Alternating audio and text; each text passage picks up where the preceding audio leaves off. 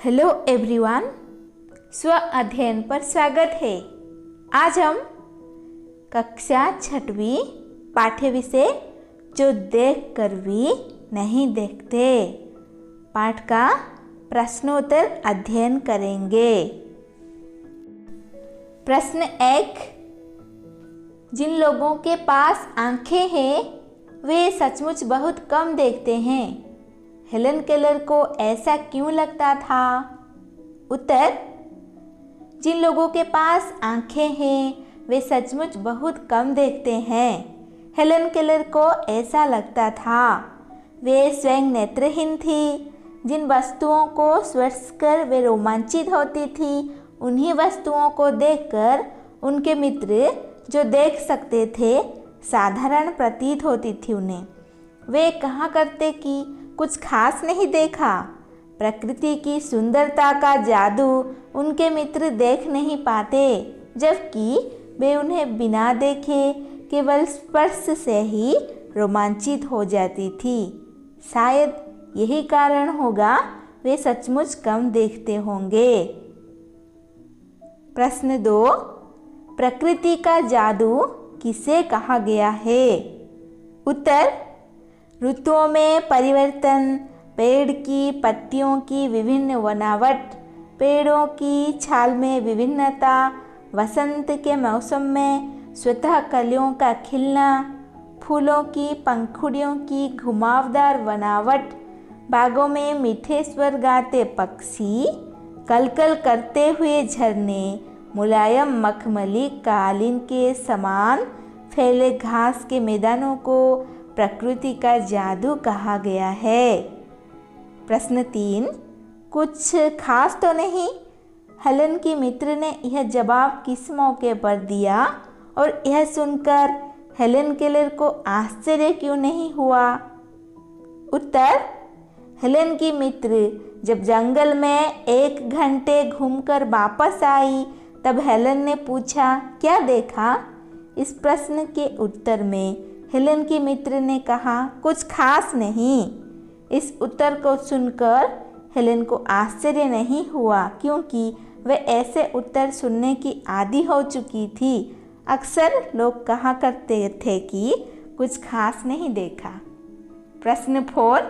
Helen Keller प्रकृति की किन चीज़ों को छूकर और सुनकर पहचान लेती थी? पाठ के आधार पर इसका उत्तर लिखो।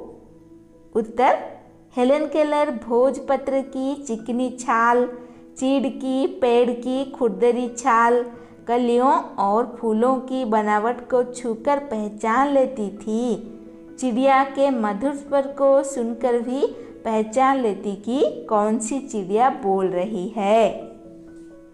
प्रश्न 5। जबकि इस नियामत से जिंदगी की खुशियों के इंद्रधनुषी रंगों से हरा भरा किया जा सकता है, तुम्हारी नज़र में इसका क्या अर्थ हो सकता है? उत्तर: ईश्वर ने हमें दृष्टि का वरदान दिया है। इन्हीं आँखों से हम दुनिया की सुंदरता को देखते हैं। हर वस्तु विभिन्न रंग की है। प्रकृति की सुंदरता का आनंद आँखों से ही लिया जा सकता है। यदि आंखें न होती तो प्रकृति की इस रंग बिरंगी सुंदरता देखने से वंचित रह जाते। अब निबंध से आगे इस प्रश्नोत्तर का चर्चा करेंगे। प्रश्न 1। आज तुमने अपने घर से आते हुए बारीकी से क्या क्या देखा और सुना? मित्रों के साथ सामूहिक चर्चा करें। हम इसका उत्तर ऐसे लिख सकते हैं कि आज सवेरे उठते ही मैंने अपने बगीचे में कुछ पक्षियों की चहचहाहट को सुना। बाहर जाकर देखा, एक पक्षियों का झुंड बगीचे में लगे गुलाब के पेड़ों के पास बैठा था। पक्षी हल्के स्लेटी रंग के थे। उनकी चोंच लाल थी। घास में से उठाकर कुछ खा रहे थे। मुझे आते देखकर फुर्र से उड़ गए। तैयार होकर बस स्टॉप तक आया। रास्ते में घर के पास एक बड़ा सा पेड़ गिरा पड़ा था। कल रात तेज हवाएं चली थी। उसी हवा के कारण पेड़ गिर पड़ा था। पेड़ की बहुत सी टहनियाँ हवा से टूटकर जमीन पर पड़ी थी। सूखे पत्ते भी बिखरे हुए थे। पेड़ सड़क के बीचों में गिरा था, इसीलिए यातायात में समस्या हो रही थी। लोगों को घूमकर दूसरी ओर से आना पड़ रहा था। कुछ देर में बस आ गई और मैं उसमें बैठकर स्कूल आ गया। प्रश्न 2, कान से न सुन पाने पर आसपास की दुनिया कैसी लगती होगी? इस पर टिप्पणी लिखो और कक्षा में पढ़कर सुनाओ। हम इसका उत्तर ऐसे लिख सकते हैं कि कान से न सुन पाने के कारण चारों ओर शांति लगती होगी। घर में परिवार के सदस्यों, मित्रों के होठ चलते हाथ से इशारे करके कुछ कहते दिखाई देते होंगे, लेकिन क्या कहा जा रहा है समझ नहीं आता होगा। हंसते हुए लोगों को देखकर हंसी किस कारण आई है यह न समझ आता होगा। सड़कों पर भी लोग इशारे करते देख समझ नहीं आता होगा। सभी अपनी ही धुन में काम करते हुए दिखाई देते होंगे। अपनी बात समझा पाना बहुत कठिन होता होगा। जीवन बहुत कष्टमय होता होगा। प्रश्न 3, तुम्हें किसी ऐसी व्यक्ति से मिलने का मौका मिले जिसे दिखाई न देता हो, तो तुम उससे सुनकर, सूंघकर, चखकर, छूकर अनुभव की जाने वाली चीज़ों के संसार के विषय में क्या क्या प्रश्न कर सकते हो? लिखो। इसका उत्तर हम ऐसे लिख सकते हैं कि यदि मुझे ऐसे व्यक्ति से मिलने का मौका मिले जिसे दिखाई न देता हो, तो मैं उससे निम्न प्रश्न करूँगा, जैसे कि जिन्हें हम सुनकर, सूंघकर, चखकर, छूकर समझते हैं। ऐसे आप पक्षी की आवाज़ सुनकर कैसे जान पाते हैं कि वह कौन सा पक्षी है? उदाहरण 2, क्या आप सूंघकर सुगंध से जान सकते हैं कि कौन सा फूल है? 3, क्या आप चखकर बता सकते हैं कि फल पका है या कच्चा? 4, नरम मुलायम स्वेटर छूकर आपको कैसा महसूस होता है? क्वेश्चन 4, हम अपनी पांचों इंद्रियों में से आँखों का इस्तेमाल सबसे ज़्यादा करते हैं। ऐसी चीज़ों के एहसासों की तालिका बनाओ। तुम बाकी 4 इंद्रियों से कैसा महसूस करते हो? जैसे कि सुनकर, चखकर, सूंघकर, छूकर। इसका उत्तर हम ऐसे लिखेंगे कि सुनकर। गीत सुनकर गायक की पहचान, वाद्य यंत्र की आवाज़ सुनकर वाद्य की पहचान, कोयल की मधुर आवाज़, कोए की कर्कश ध्वनि, कार के होने की आवाज़ सुनकर सचेत होना, कुकर की सीटी की आवाज़, माँ के बुलाने की आवाज़, ये सब हम सुनकर पहचान लेते हैं। ठीक उसी प्रकार है चखकर। इमली की खटास, करेले का कड़वापन, जलेबी की मिठास, आंवले का कसेलापन, दाल में नमक, मिर्ची का तीखापन, हम ये सब चखकर जान लेते हैं। ठीक उसी प्रकार सूंघकर, पुष्प की सुगंध, इत्र की सुगंध, पेट्रोल की दुर्गंध, किसी वस्तु के जलने की गंध। और 4, छूकर, चाय की गर्मी, बर्फ़ की ठंडक, पत्थर की खुरदराहट, मखमली कपड़े की चिकनाई, गोंद की चिपचिपाहट, ये सब हम छूकर जान लेते हैं। अब हम देखेंगे भाषा की बात। प्रश्न 1, पाठ में स्पर्श से संबंधित कई शब्द आए हैं। नीचे ऐसे कुछ और शब्द दिए गए हैं, बताओ कि किन किन चीज़ों का स्पर्श ऐसा होता है। चिकना, मुलायम, सख्त, चिपचिपा, खुरदरा, भुरभुरा। अब हम देखेंगे इसका उत्तर क्या होगा। चिकना बर्तन, मुलायम कपड़ा, सख्त लोहा, चिपचिपा गोंद, खुरदरा फर्श, भुरभुरा लड्डू। प्रश्न 2, अगर मुझे इन चीज़ों को छूने भर से इतनी खुशी मिलती है तो उनकी सुंदरता देखकर तो मेरा मन मुग्ध ही हो जाएगा। यहाँ पर रेखांकित है खुशी और सुंदरता।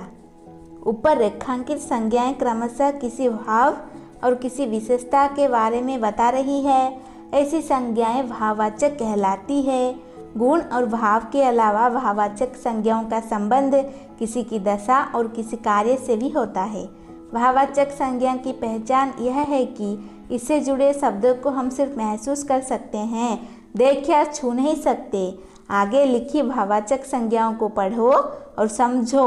इनमें से कुछ शब्द संज्ञा और कुछ क्रिया से बने हैं, इन्हें भी पहचान कर लिखो। जैसे मिठास, बुढ़ापा, ताजगी, भूख, घबराहट, क्रोध, शांति, बहाव, मजदूरी, भोलापन, कुर्ती, स्फूर्ति, एहसास। अब हम देखेंगे इनमें से भाववाचक संज्ञा क्या, मूल शब्द क्या, विशेषण, क्रिया, ये सब क्या है, देख लेंगे उत्तर। मिठास, मूल शब्द मीठा, विशेषण। बुढ़ापा, मूल शब्द बूढ़ा, ये भी विशेषण।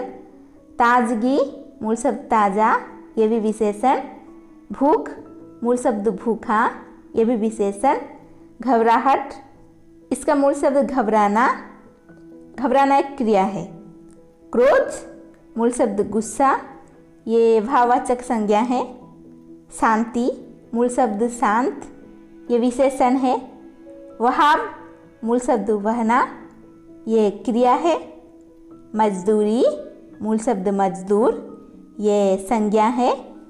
भोलापन, मूल शब्द भोला, ये विशेषण है। फुर्ती, मूल शब्द फुर्तीला, ये विशेषण है। और यह एहसास है, ये खुद ही एक भाववाचक संज्ञा है। ये एहसास एक भाव है। अब हम प्रश्न 3 देखेंगे। मैं अब इस तरह के उत्तरों की आदी हो चुकी हूँ। इस बगीचे में आम, अमलतास, सेमल आदि तरह तरह के पेड़ थे।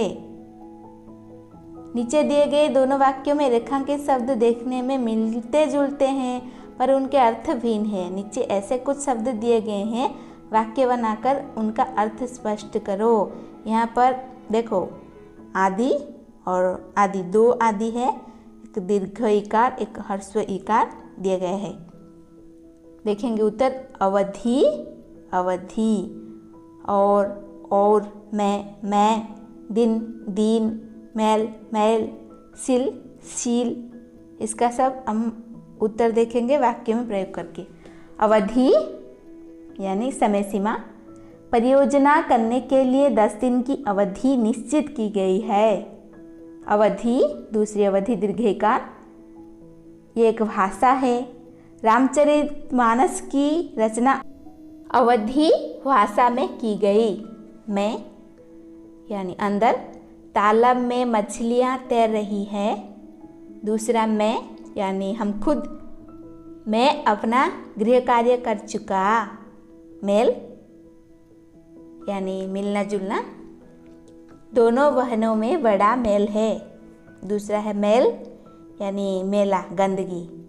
दोनों, तुम्हारे कान में बहुत मैल है यानी गंदगी है। और सड़क के बाईं ओर चलना चाहिए। और यानी और। दूसरा, मैं और मेरा छोटा भाई एक ही विद्यालय में पढ़ते हैं। दिन यानी दिवस। किसान दिन भर परिश्रम करता है। दूसरा, दीन यानी दिन दुखी, गरीब। दिन दुखी पर दया करो। सील यानी सिलाई। फटी कमीज सील दो। और दूसरा है सील यानी स्वभाव। अदिति सील स्वभाव की बालिका है। धन्यवाद। ऐसे ही वीडियो देखने के लिए चैनल को सब्सक्राइब कीजिए। नोटिफिकेशन के लिए बेल आइकन को दबा दीजिए।